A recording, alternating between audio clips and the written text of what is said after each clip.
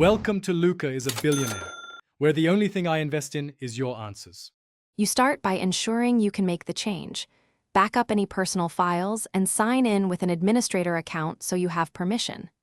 Once signed in, open Start, click Settings, then Accounts. This is where User and Microsoft account controls live. Make sure you're on Windows and connected to the internet so the system can verify changes. Now locate your info or email and accounts to identify the Microsoft account you want to remove and proceed to the next step.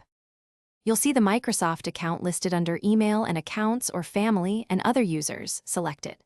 Click Remove or Disconnect and follow the on-screen prompts. Windows may ask for the account password or an admin confirmation. Provide it. When asked about account data, decide whether to keep local files or delete them. Choose carefully. Once confirmed, Windows detaches the cloud account from the profile. Make sure to check that the account no longer appears in the list before moving on. Finish by restarting the Lenovo to ensure settings apply. This clears cached credentials and confirms the Microsoft account was removed.